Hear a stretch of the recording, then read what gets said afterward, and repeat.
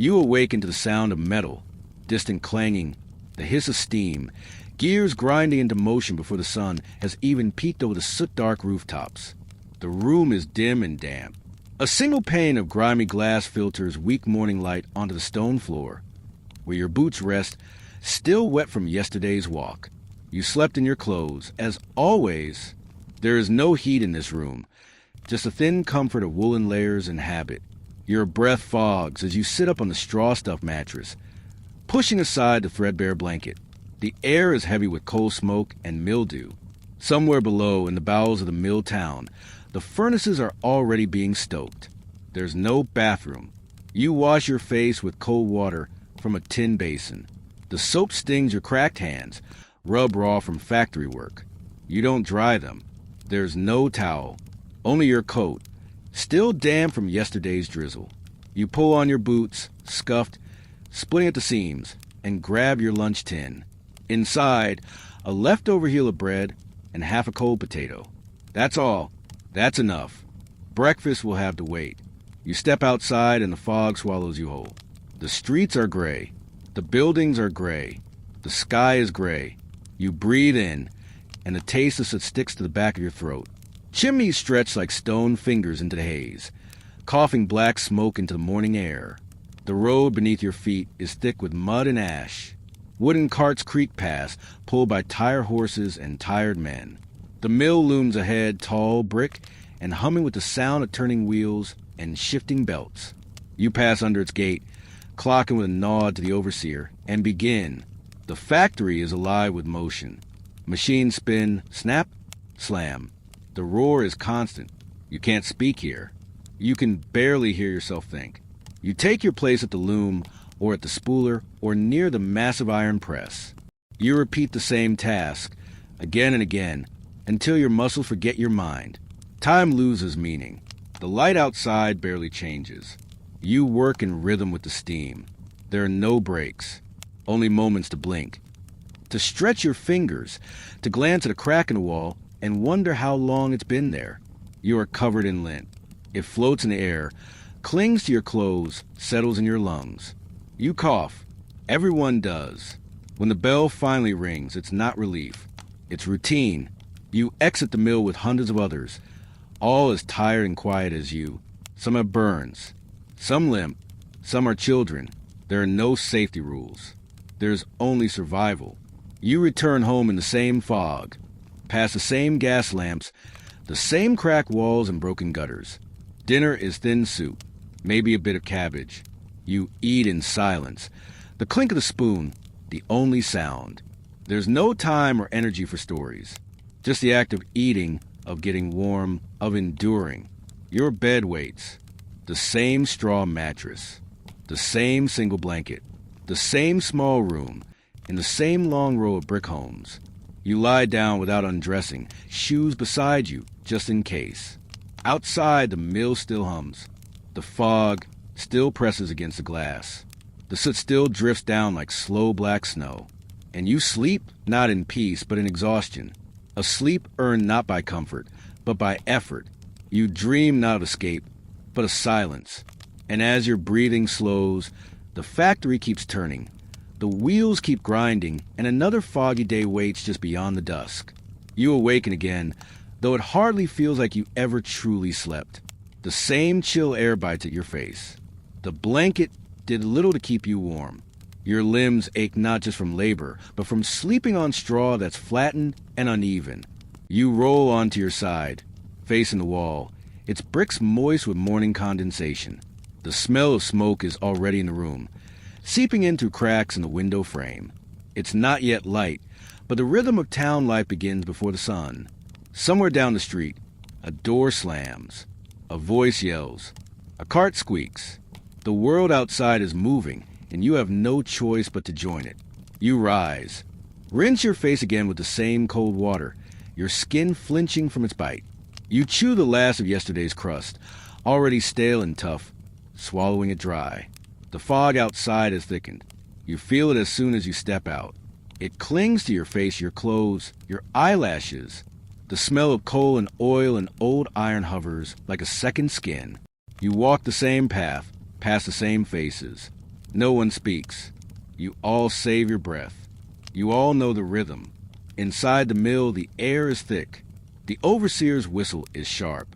You move into position, hands already going through the motions, body taking over where the mind drifts. You sort, wind, lift, stack, over and over. Each sound from the machine is familiar. Each tremble of the floor is expected.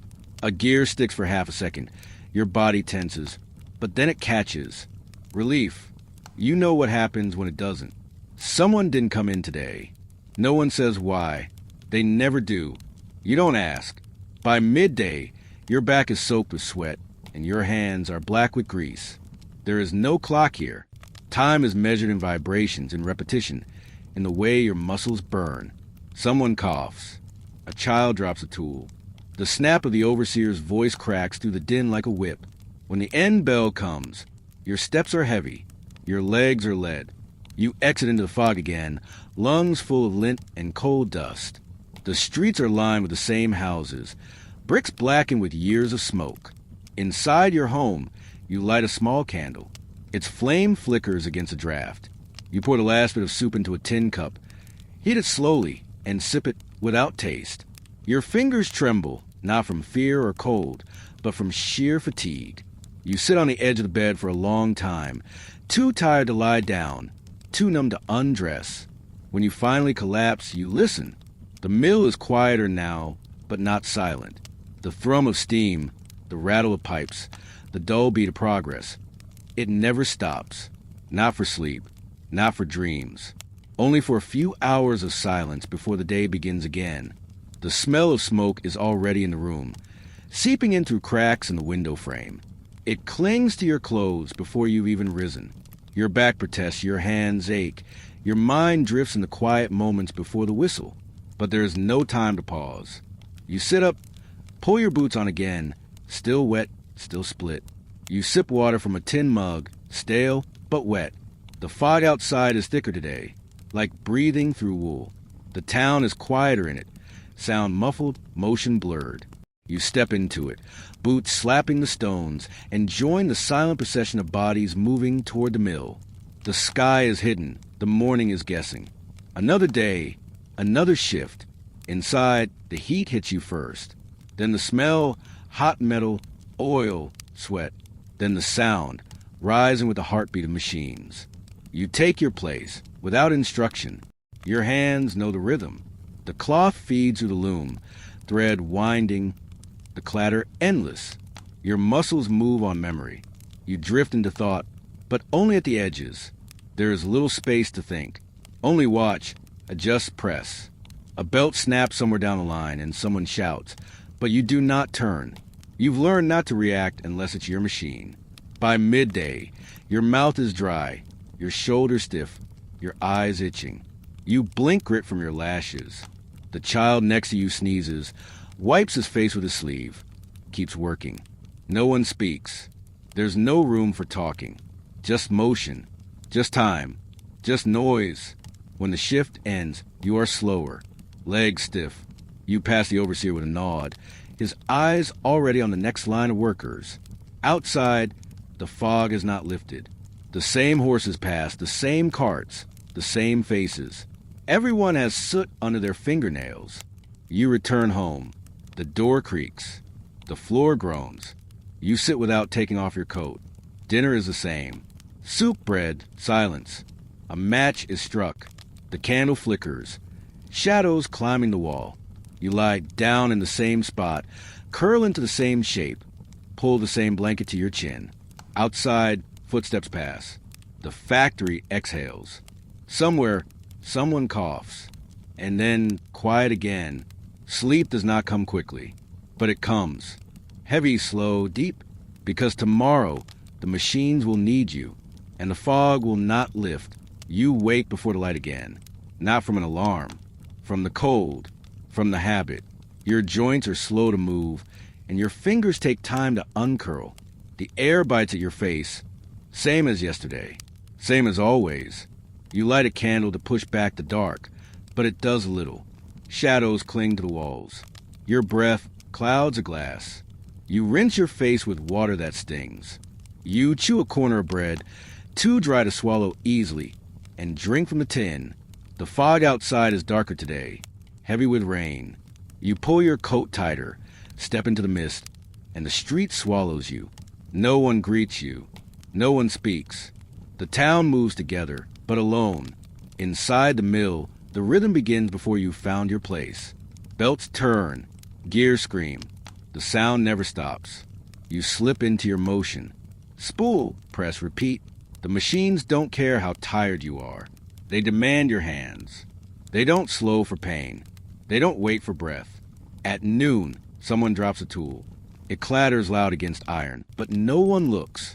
You work on. The link clings to your skin. You sweat through your shirt. You squint through steam and grime. And then, just as always, the end whistle. The silence that follows is louder than the machines. You step outside, body aching, stomach hollow. Dinner will be thin again. You know it, but you hope anyway. You walk home past puddles of black water. Chickens picking through ash. Children barefoot in the mud. You open your door, sit by the candle, and drink soup slowly. You don't speak. There's no one to speak to. And even if there were, there is nothing new to say. You lie down early. The factory hum is softer now. The fog presses against the windows like a cold hand. You feel your body letting go. Your thoughts dissolve. Another day waits, just like this one. And slowly, quietly, you fall asleep. The fog still presses against the glass like a living thing, silent and thick, muting the world outside. The candle sputters low, the flame dancing on its last breath. You close your eyes, not with hope, not with peace, but with habit. Your sleep is shallow. Dreams blur into the rhythm of machines. The clatter follows you, even in rest. But morning still comes. It always does. The cold is the first thing you feel, then the ache in your spine, then the faint smell of coal smoke slipping under the door. You open your eyes to the same cracked ceiling, the same shadows, the same silence. You sit up, pull your coat tighter, and start again. There is no surprise in your steps. No change in the sky. The town is still draped in gray. Even the birds are quiet. You pass a neighbor who doesn't look up. You pass a child carrying firewood. A dog sleeps by a doorway, ribs showing through its fur. The mill greets you not like a monster, but like a master. You clock in. You take your place. The noise swells. You merge with it. The machines don't ask questions. They only ask for your body. And you give it, hour by hour, stitch by stitch, spin by spin. Time vanishes again, until the bell rings. Until your feet carry you home through the same fog, past the same walls, under the same low sky. At home, a tin plate waits. The soup is thinner tonight. You don't notice. You eat without tasting. You sit without speaking.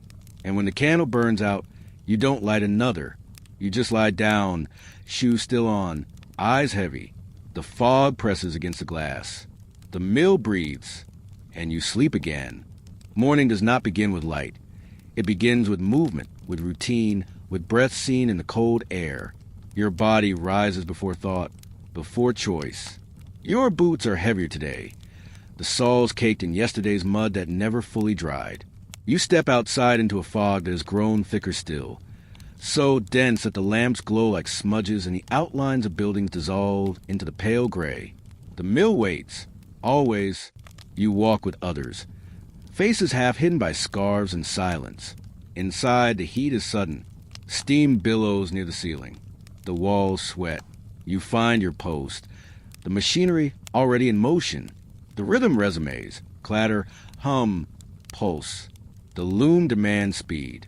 The thread demands precision. The oil stains your sleeves. The minutes are not counted in time, but in repetitions. Something snaps again. A wheel squeals. Someone is taken away. You do not ask where. You've learned not to ask. The machines do not pause. They swallow noise, motion, and memory. You work through the ache in your shoulder. You blink through the sting in your eyes. At the end of the shift, the world is darker, the sky never having fully arrived. You step outside, and the fog tastes like metal. The rain has started. Fine, cold, sharp. At home, the soup is almost water. You sip it slowly, listening to the ticking of the wall. Not a clock, just the drip from the roof. You lie back, let the dark take you. Your muscles twitch with exhaustion. The mill hums beneath your dreams. And once more, the fog presses close to glass. The fog presses close to glass, blurring the lamplight outside into soft, golden ghosts. You don't move. You barely breathe. The weight of the day still clings to you, buried deep in your bones. The cold creeps up from the floorboards. It's familiar now, almost comforting. You don't dream anymore. Or if you do, the dreams are just extensions of the day. More spinning wheels, more footsteps on stone, more muffled sounds through thick air. When you wake, the light outside hasn't changed. Or maybe it has and you just can't tell. You rise. You wash. You eat. You walk. The cycle holds steady, like the gears in the machines, precise, unrelenting. Today, the soot in the air seems thicker, settling on your skin like a second layer. You brush it away without noticing. At the mill, you find your place by instinct. The sound welcomes you with its roar. No one is late. No one is early. You are just here, present in motion, absent in thought. The threads tangle. The cloth tears. You fix it. Quickly. Quietly. Always moving. The hours stretch and fold until you no longer measure them. Outside, the day remains gray. Inside, the heat builds, pressing against your temples. Someone faints. It isn't uncommon. They're carried out, and the rhythm continues. No one stops. You don't stop. Your lunch is eaten standing up, the bread dry, the water warm. It's enough. Enough to continue. Enough to survive. When the day ends, you step back into the cold, feeling both lighter and heavier. The fog welcomes you like an old friend, and you return home, through puddles, past chimneys, to the same brick wall, the same wooden door. Inside, the air is still. Your body rests, but your mind stays spinning. And machines, even in sleep, never really stop till the same brick wall, the same wooden door. Inside, you sit without thought, your movement slow, automatic. The candle flickers in its holder, casting long shadows that sway like tired dancers. You eat what little there is. A crust soaked in wheat broth, a piece of turnip that tastes of nothing. The silence is total. You hear the wind outside, but inside there is only breath, only the tick of something that isn't even a clock. You lie down without removing your boots. The blanket is stiff with soot, but you pull it over yourself anyway. Your fingers tremble, not from cold, but from use, from repetition. You close your eyes, and for a brief second you hear laughter. Not real, just memory, maybe imagined. You let it fade. The fog creeps into every gap, every crack, every corner. Your lungs feel heavy, your limbs like stone. You don't resist sleep. You fall into it like falling into water. Not a dive, a sinking. Deep, slow, heavy. Tomorrow will be the same. But tonight, you are not required to move. The machines are still. The air is still. Your thoughts are still. And that is enough. And once more, the fog presses close to glass. You wake with a weight in your chest. Not fear, not dread, just the gravity of repetition. The fog has seeped in again, into the cracks in the wood. The fibers of your coat, the hollow spaces between thoughts. You sit up. Your spine protests. The same walls surround you, and the same silence drapes the room. Water from the tin jug is colder than yesterday. You splash it on your face, not to wait, but to feel something. The bread this morning is harder, the candle shorter, but the path outside is the same. Fog and soot, wheels and hooves. The mill appears like a monument to monotony. Inside, heat and noise steal sweat. Your station feels like part of your body now. You move before you think. The cloth glides, the loom claps, the thread stretches, the bell hisses. Your fingers are tools. You smell oil in your skin even when you bathe. Not that bathing is common. It costs time. It costs warmth. The days are not counted by sun or moon, only by how sore your hands feel when you lie down. Another child replaced. Another woman burned. Another man with bandages wrapped too tight around silence. No one comments. No one cries. The machines drown it all out. You wonder what your face looked like before this life. Before the soot. Before the steam. The mirror cracked long ago, and you stopped checking. Lunch is the same. Bread. Sometimes a boiled turnip. Once, months ago, someone brought in a slice of meat. No one asked how. No one asked why. It disappeared in silence. The window is small and fogged with sweat. Outside, the world is dim.